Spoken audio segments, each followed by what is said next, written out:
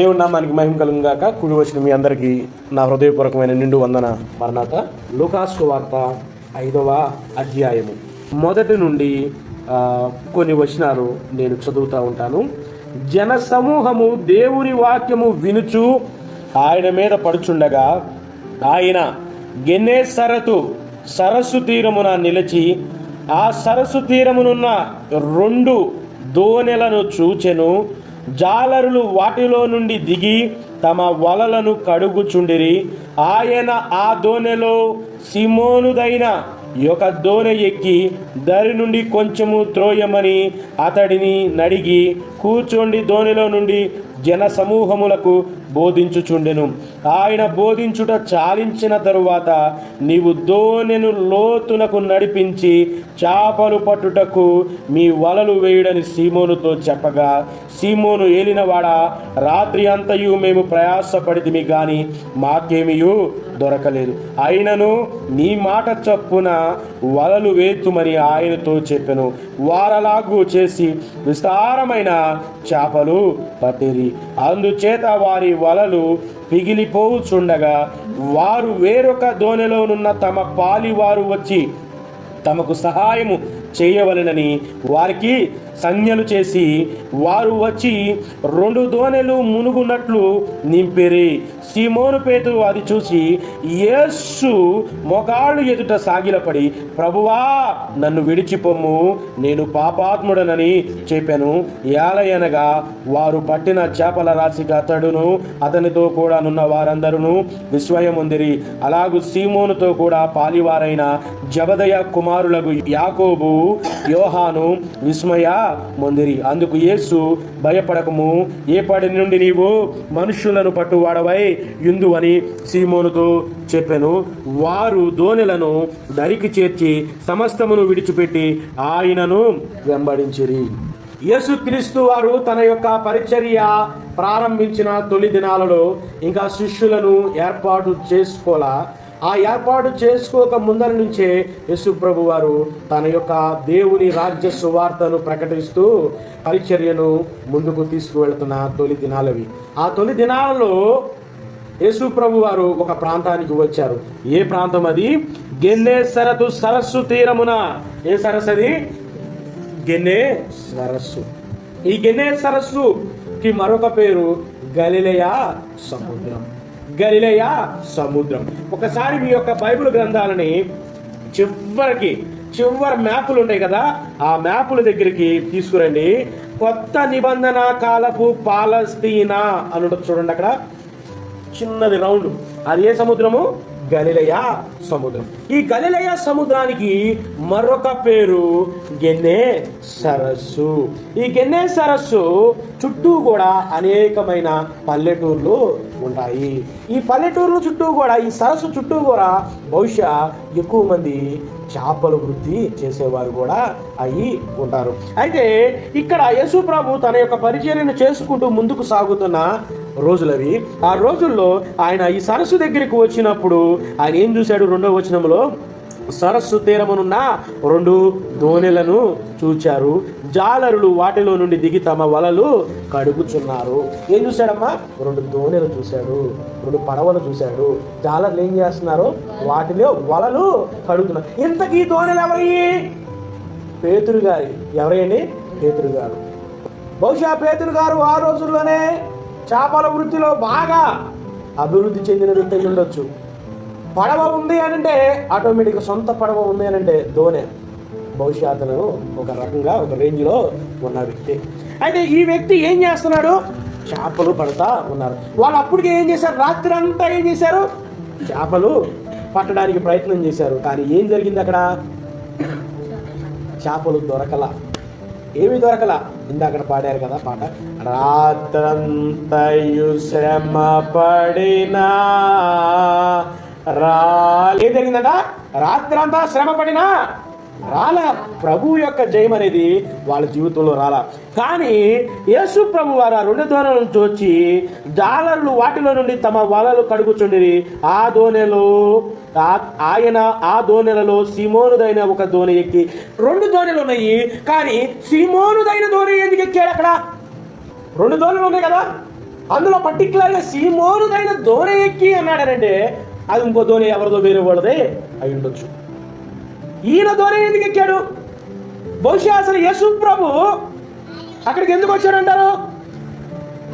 ఆయన ఎందుకు వచ్చాడంటారు అక్కడికి?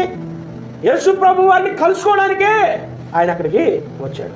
యేసు ప్రభు వారు ఆ రోజున పేతురుని కలుసుకోబోతున్నాడు. పేతురు జీవితంలో ఒక అద్భుతం జరగబోతుంది అక్కడ. ఎవరికి తెలియదు ఆ విషయం.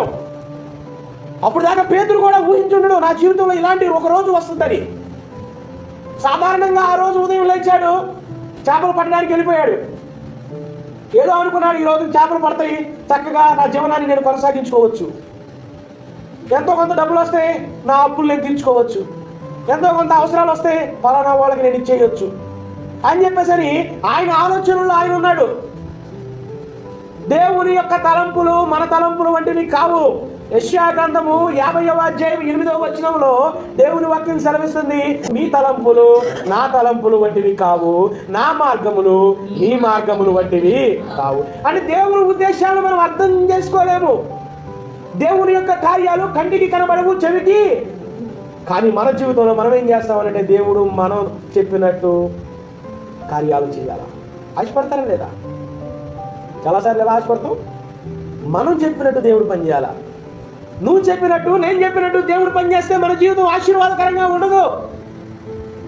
పేతురు గారు భక్తిపరుడు, అప్పటికే యూదుడు, భక్తిపరుడే ఆయన. బహుశా ఈ చేపలు పడడానికి వెళ్ళే ముందు ప్రార్థన చేసుకుని వెళ్ళి ఉన్నాడంటారా? ఆయన ప్రార్థన ఏమై ఉంటుంది? దేవుడా, ఈరోజు చేపలు పట్టడానికి వెళ్తున్నాను, బాగా పడాలా, పడితే నీకింత నాకింత అని ఉంటాడా? ఖచ్చితంగా ఉంటాడు.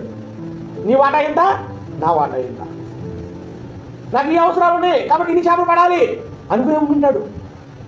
ఈరోజు చాలా మంది అదే కదా ప్రార్థన. నన్నేం చేయమంటావని దేవుడిని అడగట్లా. ఏం చేయాలో దేవుడికి డైరెక్షన్ ఇస్తున్న భక్తులు. ఇచ్చావు ఎప్పుడైనా ఉద్యోగ విషయంలో, ఇచ్చావు ఎప్పుడైనా పెళ్లి విషయంలో, ఫలానా ఉద్యోగమే కావాలి, నేను నల్లగా ఉన్నా పర్వాలా, తెల్ల తోలన్నాయి అడిగావా?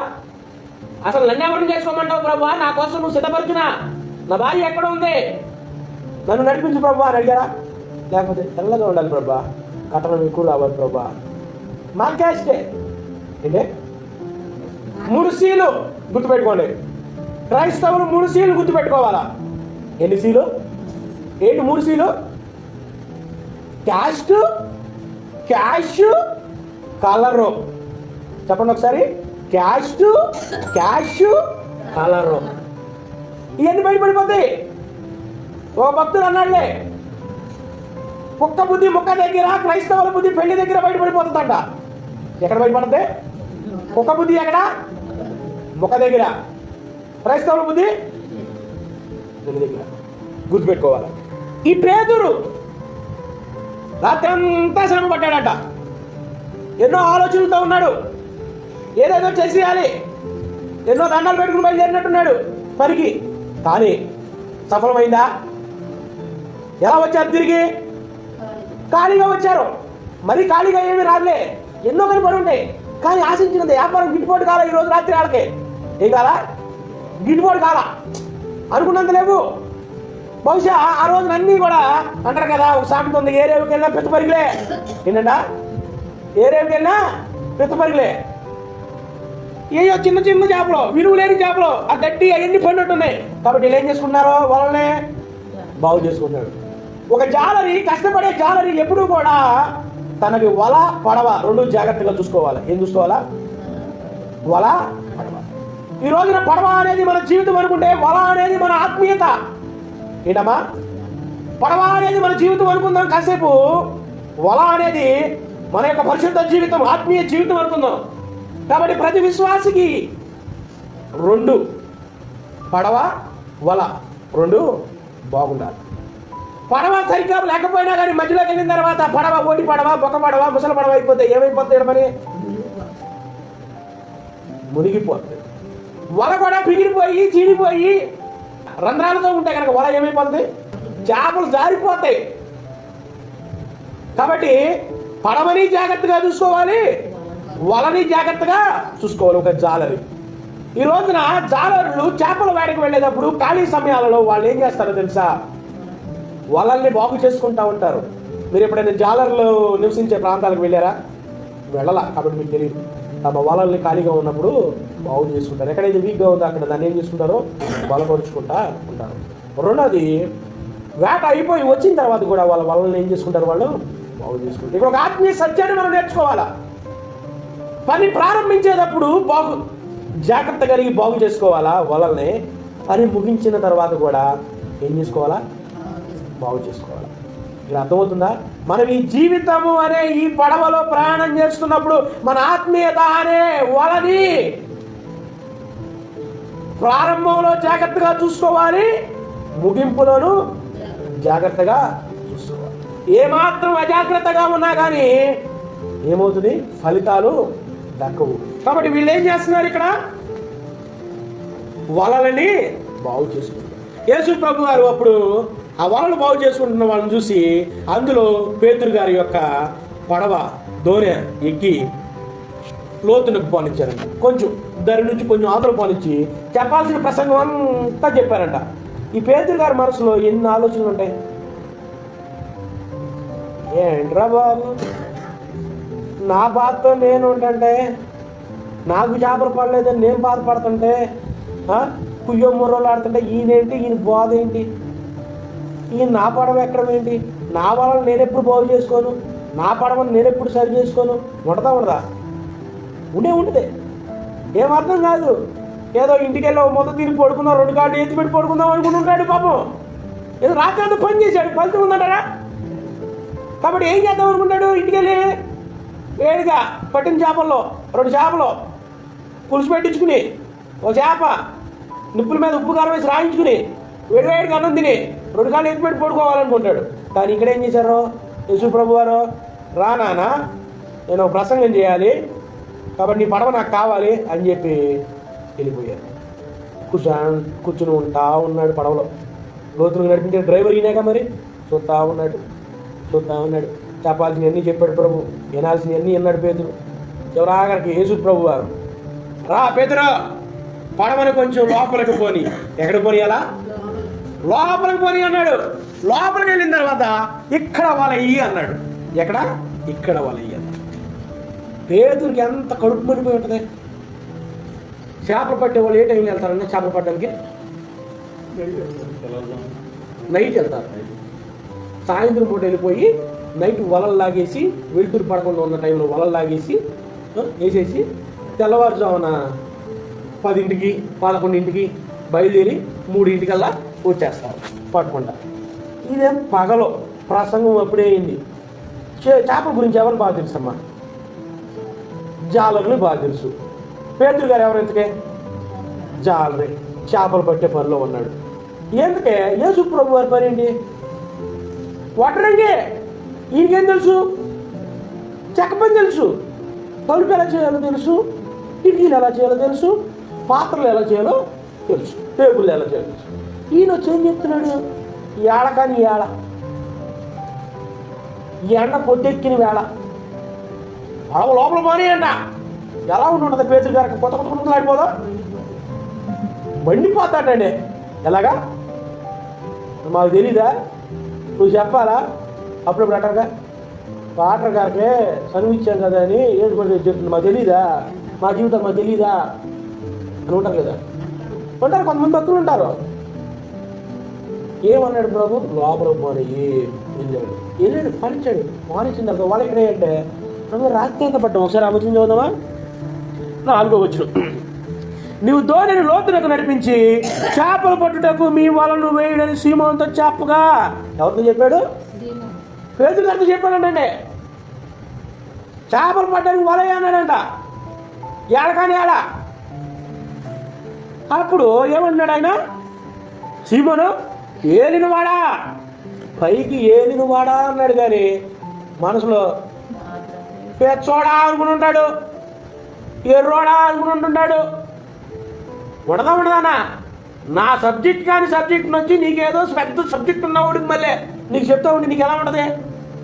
అరికాల నుంచి మండుతా పడదా? ఎవడైనా చేపలు పట్టిన అనుభవం ఉంటే, ఈయనకి ఏమన్నా దోని ఉంటే ఇక్కడ పట్టు అక్కడ పట్టు అని చెప్తే ఈయనకి అనుభవం ఉందిరా అనుకోవచ్చు. అనుభవం లేని సబ్జెక్ట్ గురించి వచ్చి ఇక్కడే ఇక్కడే మనసులో ఎన్నో ఆలోచనలు. ఏంటి ఈయన ఇక్కడే ఏమంటున్నాడు? ఈయన ఏమన్నా చేపలు ఏమైనా ఇక్కడ పెంచుతున్నాడా? మాకు తెలియదా? అసలు ఇక్కడ ఎంత చేపలు పడతాయా? ఒడ్డుకు దగ్గరలో చేపలు ఎక్కడ పడతాయా? నేను ఒడ్డుకు దగ్గర ఉందని నీకు ఎలా తెలుసు అన్నా పెసదన్నా అని మీరు నన్ను అడగవచ్చు. ఒక దోణేమో లోపలికి వెళ్ళింది, ఇంకో దోణ ఎక్కడ ఉంది? ఒడ్డు దగ్గర ఉంది. రెండోది అక్కడ చూడండి 6వ వచనం. వారు అలాగు చేసి విస్తారమైన చేపలు పట్టిరి, అందుచేత వారి వలలు పిగిలిపోచుండగా వారు వేరొక దోణిలోనున్న తమ పాలి వారు వచ్చి తమకు సహాయం చేయవలనని వారికి సంజ్ఞలు చేశారంట. ఏం చేశారు? సంజ్ఞలు చేశారు. పిలిస్తే పలికే అంత దగ్గరగా లేరాళ్ళు. ఒడ్డు నుంచి కొంచెం లోపలికి వెళ్ళారు, కానీ ఒడ్డు కనబడుతుంది. ఒడ్డు దగ్గర ఏముంది? ఇంకో దోణి ఉంది. మొత్తం రాత్రి అంతా ఎన్ని దోణులు ప్రయాసపడి, కానీ ఒక దోణేమో లోపలికి వెళ్ళింది, ఒక దోణేమో ఒడ్డు మీద ఉంది. ఈయనేం చేస్తున్నాడు? ఈ చేపలు పడ్డాన్ని చూసి సంజ్ఞలు చేశాడట. హలో హలో, ఏమలో ఏం వినబడేది లేదు. 2 చేతులు ఎత్తేసి వచ్చాండ్రో.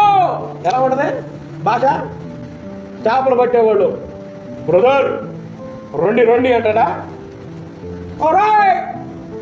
వచ్చండి వచ్చండ్రో, తిరిగిపోలేరు అంటాడంటరా.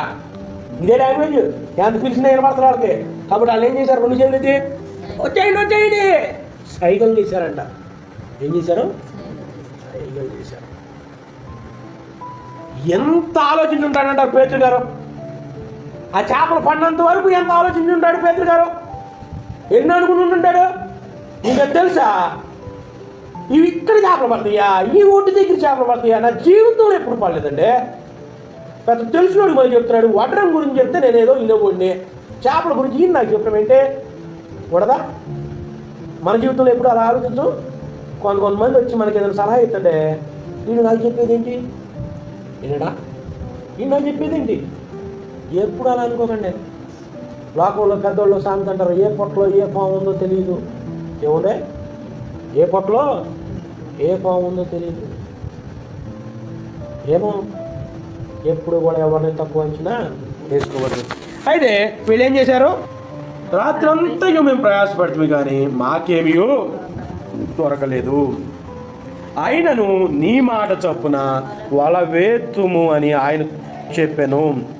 వారు అలాగు చేసి విస్తారమైన చేపలు పట్టిరి, అందుకు వలలు పిగిలిపోచుండగా ఏమవుతుందంట? దేవుని మాట ప్రకారము, యేసు ప్రభు మాట ప్రకారం చేయిస్తే ఎన్ని చేపలు? నా ప్రయాస వలన మన జీవితాలలో ఆశీర్వాదాన్ని మనము కొంతవరకే పొందుకుంటాము. కానీ మన యొక్క ప్రయాసకి దేవుని యొక్క సహాయము తోడైతే, ఇక్కడ మాట జాగ్రత్తగా గుర్తుపెట్టుకోవాలా, మన యొక్క ప్రయాసకి దేవుని యొక్క సహాయము 2 అర్థాలు వస్తాయి ఇక్కడ. నీకు కావాల్సింది నువ్వు కష్టపడతా, దేవుడు నీకు సహాయం చేయమంటావు ఒక పద్ధతి. రెండోది, దేవుణ్ణి అడిగి ప్రభువా నన్నేం చేయమంటావు, నేను ఎలా చేయాలి అని అడగడం ఒక పద్ధతి. ఇందులో ఏ పద్ధతి మనం అవలంబిస్తున్నాం? ఏదైనా కానీ మీరు దేవుని చిత్తాన్ని అడిగి చేయడం అనేది మనకి క్షేమకరం. అంటే ప్రతిదీ కూడా దేవుని యొక్క చిత్తాన్ని అడిగి చేయడం మనకెంతో ఆశీర్వాదం. దేవుడు చెప్పింది చెప్పినట్టు చేస్తే మనకి ఎంతో దీవెనది. ఆ దీవెన మామూలుగా ఉండదు. ఒకప్పుడు నేను ఒక ఇల్లు గురించి కూడా నేను మీతో సాక్ష్యాన్ని పంచుకున్నా. ఇంటి ఓనరు అద్దె ఎక్కువ పెంచేసి ఇల్లు ఖాళీ చేయండి లేకపోతే అద్దె కట్టండి అంది. అప్పుడు నేను దేవునికి ప్రార్థన చేసినప్పుడు దేవుడు మాట్లాడి చక్కని ఇంటిని రాత్రి ఆవిడ ఇల్లు ఖాళీ చేయమంది, పొద్దున్నే ఇల్లు దొరికింది. దేవుడు పర్టికులర్గా చెప్పి పంపించాడు. దేవుడిని అడిగా, నేను ఇల్లు ఎదుక్కుతూ ఉన్నప్పుడు దేవుని స్వరం నా దగ్గరికి వచ్చింది, ప్రసాదు నీ అంతటికి నువ్వే ఇల్లు ఎత్తుక్కుంటావా, నేను ఎతికి పెట్టనా, నేను నడిపించనా నిన్ను అని. లేదు ప్రభా నువ్వే నడిపించు ప్రభా అని నేను అడిగా.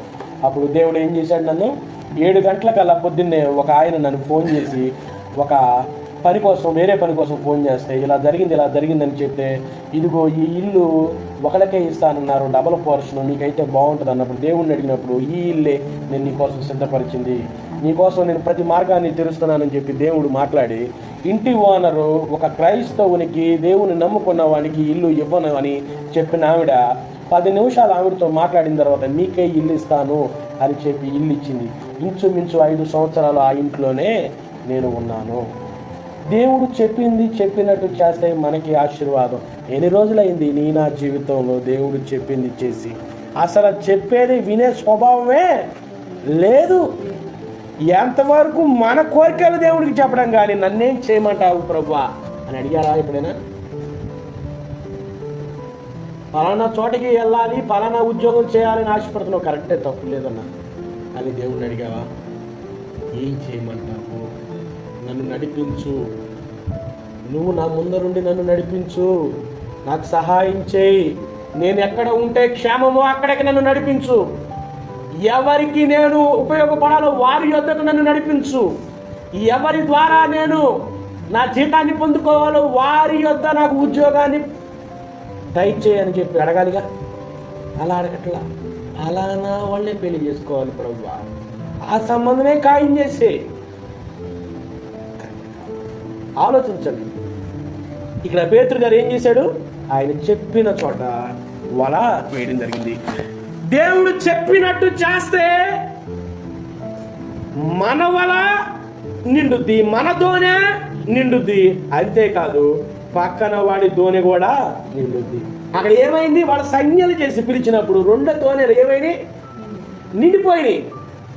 వీళ్ళు వెళ్ళింది ఒకళ్ళే, కానీ దేవుని మాట చెప్పిన దాని ప్రకారం చేయడం వల్ల ఎన్ని దోణెలు నిండినాయి? ఇక్కడ ఒక సత్యాన్ని మనం గమనించాలి. నువ్వు దేవుడి చిత్తాన్ని చేసినప్పుడు ఒకటి నీ జీవితం దీవించబడుతుంది, నా జీవితం దీవించబడుతుంది. అంతేకాదు మన జీవితాల ద్వారా ఇతరుల జీవితాలు కూడా దీవించబడతాయి. నువ్వు దేవుని చిత్తం చేయకోకుండా కేవలం నీ చిత్తాన్ని నువ్వు చేసుకుంటే ఆ నీ చిత్తము ద్వారా ఏదో వచ్చినట్టు ఉంటుంది, కానీ నీకు సంతృప్తి ఉండదు. ఏం చేసినా సంతృప్తి ఉండదు. ఈరోజు అనేక మంది దైవ సేవకులు దేవుని చిత్తానుసారంగా అన్నిటినీ వదులుకుని ఏం చేస్తున్నారన్నా? పరిచయం చేస్తున్నారు. ఒకటి, వాళ్ళు పోషింపబడుతున్నారు. 2, అనేక మందికి ఈ దైవ సేవకులు ఎలా ఉంటున్నారు? దీవెనకరంగా, అంటే వాళ్ళు నింపబడుతున్నారు, ఇతరులు కూడా నింపుతూ ఉన్నారు. ఎలా ఉంది ఈ రోజున మన జీవితం? దేవుని మాట విని ఎన్ని రోజులు అయిపోయింది? అసలు దేవుని మాటను వినాలి అనే అనుభవం ఉందా? దేవుడు ఎప్పుడు కూడా లోతునకు నడిపించమంటాడు మన జీవితాన్ని. ఆయన ఎప్పుడు కూడా లోతునకు నడిపిస్తాడు మన యొక్క జీవితాన్ని. నువ్వు లోతుకు వెళితేనే చేపలు పట్టబడతాయి, ఆశీర్వాదం ఉంటుంది. ఈ రోజున మన జీవితం లోతుకు వెళ్ళాలి, ఆత్మీయ లోతుల్లోకి వెళ్ళాలా, దేవుడితో సహవాసపు లోతుల్లోకి వెళ్ళాలా. లోతులోకి వెళ్ళకోకుండా మనం దీవించబడాలి అంటే కుదరదు. ఎలాగా? లోతులోనికి వెళ్ళకుండా, అది ఆత్మీయ జీవితంలో అయినా భౌతిక జీవితంలో అయినా. కాబట్టి దేవుడు చెప్పింది చెప్పినట్టు చేస్తే మన యొక్క జీవితంలో ఏముంటుందమ్మా? ఆశీర్వాదము ఉంటుంది. ఆలోచించాలి. రాత్రికాల సమయంలో దేవుడు చెప్పింది చేస్తే నీకు నువ్వు ఆశీర్వాదకరంగా ఉంటావు, ఇతరులకు కూడా నువ్వు ఎలా ఉంటావు? ఆశీర్వాదకరంగా ఉంటావు. కాబట్టి యేసు ప్రభు వారు ఈ ఒక్క సందర్భంలోనే కాదు, మరిన్ని అనేకమైన సందర్భాలలో కూడా ఆయన ఏం చేస్తా వచ్చాడనంటే, అనేక మందికి తాను చెప్పింది చేయడం వల్ల దీవెనలు, ఆశీర్వాదాలు కూడా పొందుకుంటూ ఉన్నారు. అయితే యోహాను సువార్త 2వ అధ్యాయము 7 నుండి 11 వచనాల్లో మనం చూస్తే కనుక, కానా అనే ఊరిలో ఒక వివాహం జరుగుతుంది. ఆ వివాహంలో ఏమైపోయింది? ఆ వివాహంలో ద్రాక్షారసం అయిపోయిందంట. కంగారు పడతా ఉన్నారు. యూదులకు ద్రాక్షారసము అనేది చాలా ప్రాముఖ్యమైనది. అదే లేకపోతే ఒక రకంగా అవమానించినట్టు వాళ్ళకి సాంప్రదాయ ప్రకారం ఏమైపోయింది? ద్రాక్షారసం అయిపోయింది. ఏం చేయాలో తెలియదు, గందరగోళ పరిస్థితులు. కానీ ప్రభువుకు తెలుసు ఏం జరుగుతుందో, ఏం జరగబోతుందో. ఆయన సమయం వరకు ఆయన ఏం చేశాడు? వెయిట్ చేశాడు. వెయిట్ చేసి ఆ పెండ్లి యొక్క ప్రధానిని పిలిచి ఏమన్నాడు? ఈ బాణలను నీళ్లతో, అంచుల మట్టుకు నీళ్లతో నింపండి. వాళ్ళకి అర్థం కాలా, ఈయనేంట్రా బాబు నీళ్లతో నింపమంటున్నాడు అని. వాళ్ళకి అర్థం కాల. కానీ నింపిన తర్వాత చెప్పింది చేస్తే ఏమైంది? వాళ్ళు తయారు చేసిన ద్రాక్ష రసం కన్నా నింపిన నీళ్ళే అద్భుతంగా ఉన్నాయి. దేవుడు చెప్పింది చెప్పినట్టు చేస్తే మన జీవితాలు కూడా మధురంగా మార్చబడతాయి. మధురంగా లేనట్టుగా కనబడతాయి, కానీ ఇతరులకు మధురంగా, నీకు మధురంగా మార్చబడతాయి. కాబట్టి ఈ రాత్రికాల సమయంలో మనం ఎవరు చెప్పినట్టు చేద్దాం? దేవుడు చెప్పినట్టు చేద్దాం. మన జీవితాలని ఆత్మీయ లోతుల్లోనికి నడిపిద్దాము. మన యొక్క ఆత్మ సంబంధమైన జీవితంలో మన వలలను మనం ఏం చేసుకోవాలా? బాగు చేసుకోవాలా. పనికి ముందు బాగు చేసుకోవాలా, పని తర్వాత బాగు చేసుకోవాలా. దేవుని చిత్తము ఇది అని మన దగ్గరికి వస్తున్నప్పుడు దేవునికి మనం ఎదురు చెప్పకూడదు. ప్రభువా, నేను ఇలా అనుకున్నాను ప్రభువా, నాకు తెలుసు ప్రభువా, చెప్పొచ్చా దేవునికి? దేవుడు చెప్పింది చెప్పినట్టు చేయడమే మన యొక్క పని. కాబట్టి ఈ రాత్రికాల సమయంలో ఈ సంగమా జ్ఞాపకం చేసుకుందాము. పేతురు గారి మనసులో ఎన్నో ఆలోచనలు. నా యొక్క ఎక్స్పీరియన్స్ ఏంటి, నీ యొక్క ఎక్స్పీరియన్స్ ఏంటి? మీకు విషయం చెప్పనా? పేతురు గారు ఉన్న శిష్యులు అందరిలో కల్లా పెద్దవాడు. పేతురు గారు యేసుక్రీస్తు కన్నా పెద్దవాడు వయసులో. ఎన్నో ఆలోచనలు ఉంటుంటాయి పేతురు గారికి. నిన్న కాక మొన్న వచ్చి ఈయన చెప్తున్నాడు నాకు అనుకుంటా లేదా? మీకన్నా వయసులో తక్కువ ఉన్నవాడు చెప్తే ఫీలింగ్ ఉంటుందా లేదా? నేను వంట చేయడం మొదలుపెట్టి ఎన్ని రోజులు అవుతుంది? ఈడేదో చెఫ్గా అయ్యాడంట, వంట మేస్త్రిగా నేర్చుకుని వచ్చాడు. ఈ రోజు వచ్చి నాకు పాఠాలు నేర్పుతున్నాడు. నువ్వు ఇంట్లో చేసేది కొంచెమే, పెద్ద పెద్ద వంటలు చేస్తాడు. ఆయనకి ఇంకా అనుభవం ఎక్కువ ఉంటుంది. చిన్నోడైనా కానీ చెబితే తీసుకునే మనస్సు మనం కలిగి ఉండాలి. తన మనసులో ఎన్నో ఎన్నో ఆలోచనలు. కానీ యేసు ప్రభు చెప్పినట్టు చేశాడా లేదా? తన జీవితంలో ఆ రోజు వరకు కూడా అటువంటి రోజు ఒకటి వస్తుందన్న విషయం తనకి తెలియదు. తన జీవితంలో ఇటువంటి చేపలు పడతాను అనే ఆలోచన కూడా లేదు. మీరు ఆ వచనాల్లో చూస్తే వాళ్ళు ఏమయ్యారంట? విస్మయం పొందారట. ఏమయ్యారో? విస్మయం పొందడం అంటే ఏంటి? ఆశ్చర్యం. ఏంటి? ఆశ్చర్యం. ఏం జరుగుతుంది అర్థం కారా? ఒక రకంగా చెప్పాలి, భయపడిపోయారంట. భయపడొద్దు అంటున్నాడు అక్కడ. ఆ రాత్రి వరకు యేసు ప్రభు రానంత వరకు వాళ్ళ జీవితంలో పరిస్థితులు ఒకటి, వాళ్ళ ఆలోచనల విధానం ఒకటి. కానీ ఎప్పుడైతే యేసు ప్రభు వచ్చి వెయ్యమన్న చోట వల వేశాడో తన జీవితం మారింది, తన ఆలోచన మారింది, తన నిర్ణయం మారింది. చివరిలో యేసు ప్రభు అంటాడు, నన్ను వెంబడించు అన్నప్పుడు అన్నింటినీ వదిలిపెట్టేసి యేసు ప్రభుని వెంబడించాడంటండి. ఎన్ని ఆలోచనలు ఉండంటే అన్నింటినీ వదిలిపెట్టేశారంటండి. యేసు ప్రభుని వెంబడించడం మొదలు. రాత్రికాల సమయంలో మనం దేవుని మాట విని ఎన్ని రోజులు అవుతుంది? అసలు దేవుడు మనతో మాట్లాడే ఎన్ని రోజులు అవుతుంది? దేవుడి చిత్తాన్ని చేసి మనం ఎన్ని రోజులు అవుతుంది? ఎప్పుడు ఆయన స్వరాన్ని పెడచెవిని పెట్టేశాం. కానీ మరొకసారి ఆయన ఈ రాత్రికాల సమయంలో మీ దగ్గరికి వచ్చాడు. మీరున్న మీ ఊర్లోకి వచ్చాడు, మీతో మాట్లాడుతున్నాడు. నేను చెప్పినట్టు చేయండి, మీ వాళ్ళను పిగిలిపోయే అంతగా మీరు దీవించా. రాత్రికి రాత్రే ఇల్లు కట్టేశారు, మేడలు వచ్చేసి భాగ్యలక్ష్మి బంపర్ డ్రా వస్తుందని నేను చెప్పను. దేవుని యొక్క ఆశీర్వాదం ఎప్పుడు కూడా క్రమముగా ఉంటది. దేవుడు చేయలేడా ఒకే రోజున 7 రోజుల సృష్టి మొత్తాన్ని? కానీ ఆయన ఏం చేశాడు? క్రమముగా చేసుకుంటూ వచ్చాడు. దేవుని చిత్తం చేయడంలో మనం ఆనందించాల. దేవుని సంతోష పెట్టడమే మన జీవితం యొక్క లక్ష్యం. నీ కోసం నువ్వెంత బ్రతికినా కానీ తృప్తి ఉండదు. నువ్వు దేవుని చిత్తాన్ని చేసినప్పుడు నీ జీవితానికి ఒక అర్థాన్ని నువ్వు కనుగొంటావు. నువ్వు దేవుని ఆత్మ ద్వారా నడిపించబడుతున్నప్పుడు నీ జీవితానికి ఒక విలువను కనుక్కుంటావు. నువ్వు దేవుని ఆత్మ ద్వారా నడిపింపబడుతూ నువ్వు దేవుని చిత్తాన్ని జరిగిస్తున్నప్పుడు నువ్వు దీవెనకరంగా మార్చబడతావు. అనేక మందికి దీవెనకరంగా నువ్వు ఉంటావు. ఎన్ని రోజులైంది దేవుని చిత్తాన్ని మర్చిపోయి? మరొకసారి యేసు ప్రభు వారు తన యొక్క మాటలతో మన మధ్యలోకి వచ్చాడు. ఆత్మ ద్వారా తిరిగి మనల్ని పురికొల్పాలని ఆశపడుతున్నాడు. తిరిగి ఆయన మాటల ద్వారా మనల్ని సరిచేయాలని ఆశపడుతున్నాడు. మార్చబడడానికి మనం సిద్ధంగా ఉన్నావా? ఎన్నో అవకాశాలు ఇచ్చాడు మన జీవితంలో దేవుడు. ఎందరికో లేని గొప్ప భాగ్యము. ఆ ఒక్క పని ద్వారా పేతురు సమస్తాన్ని విడిచిపెట్టి ఎవరి సహవాసాన్ని కోరుకున్నాడు?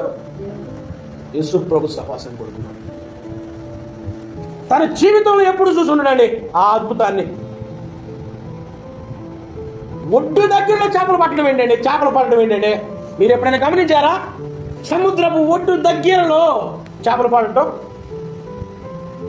వాళ్ళు ఎక్కడికి వెళ్ళిపోతారు? ఒడ్డు కనబడినంత దూరాన్ని వెళ్ళిపోతారు. దేవుని మాటలో శక్తి ఉన్నది, ప్రభువు మాటలో జీవం ఉన్నది. చనిపోయిన వారిని సైతము ప్రభువు మాట ఏం చేసింది? లేపింది. రోగాలను స్వస్థపరిచింది. నా జీవితాన్ని బాగు చేయలేదా? నీ జీవితంలో కష్టంగా ఉన్న ప్రతి పరిస్థితిని తీసేయలేదా? మనుషులు ఎవరు నాకు సహాయం చేయలేడు అనుకుంటున్న నీ పరిస్థితిని దేవుడు మార్చలేడా? దేవుని స్వరం నీ దగ్గరికి వస్తున్నప్పుడు దేవుని ఆత్మ స్వరాన్ని వినండి, మనుష్య స్వరాన్ని కాదు. ఎటువంటి పరిస్థితినైనా మార్చగలిగిన వాడు దేవుడు. నువ్వు దేవుడి దగ్గర రావాలి, నువ్వు దేవుడితో సహవాసాన్ని కోరుకోవాలి. నువ్వు ఆయన దగ్గరికి వస్తే ఆయన నీ దగ్గరికి వస్తాడు. నువ్వు ఆయన సన్నిధిలో కూర్చుంటే ఆయన చిత్తాన్ని నీకు తెలియజేస్తాడు. స్కూల్లోకి వెళితే మాస్టర్ గారు పాఠాలు ఖచ్చితంగా చెప్తాడు. నువ్వు స్కూల్కి వెళ్ళకోకుండా నువ్వు ఇంటిలో ఉండగానే మాస్టర్ గారు నీ ఇంటికి వచ్చి పాఠాలు చెప్పడం జరుగుద్దా? దేవుని దగ్గరికి వెళ్ళి నువ్వు కూర్చునే దేవునితో మాట్లాడతాడు. లెక్కల్లో ఉన్న ప్రతి ఒక్క అనుమానాలని లెక్కల మాస్టర్ గారు స్కూల్లో నివృత్తి చేస్తాడు. నీ జీవితంలో, నా జీవితంలో ఉన్న ప్రతి సమస్యకు జవాబు ప్రభు దగ్గర ఉంది. దేవుని దగ్గరకు వస్తే మన బ్రతుకులు ఏమవుతాయి? రాత్రికాల సమయంలో తిరిగి కోల్పోయిన మన సహవాసాన్ని దేవునితో పురుకొల్పుకుందామా? పోగొట్టుకున్న దేవుని యొక్క సహవాసాన్ని మనం తిరిగి కట్టుకుందామా? దేవుడు ఆశతో ఎదురు చూస్తున్నాడు. దుష్టుడు తమ తలంపులను మానాలి, దుష్టత్వాన్ని వీడాలి. ఏ దుష్టుడు కూడా తన దుష్టత్వం నశించిపోకూడదు. మనం దేవుని యొక్క చిత్తాన్ని జరిగిస్తూ ఈ లోకంలో దేవునికి సాక్షులుగా, దేవుని బిడ్డలుగా బ్రతకాలని దేవుడు కోరుకుంటున్నాడు. కాబట్టి రాత్రికాల సమయంలో దేవుని చిత్తాన్ని జరిగించే వారంగా ఉందాము, దేవుని కొరకు బ్రతికే వారంగా ఉందాము, దేవుణ్ణి అనేక మందికి పరిచయం చేసే వారిగా ఉందాము. మన జీవితంలో దేవుని యొక్క గొప్ప ప్రణాళికలు జరిగించే వారిగా ఉందాము. అటు ధన్యత దేవుడు మనందరికీ దయచేయును గాక. ఆమేన్.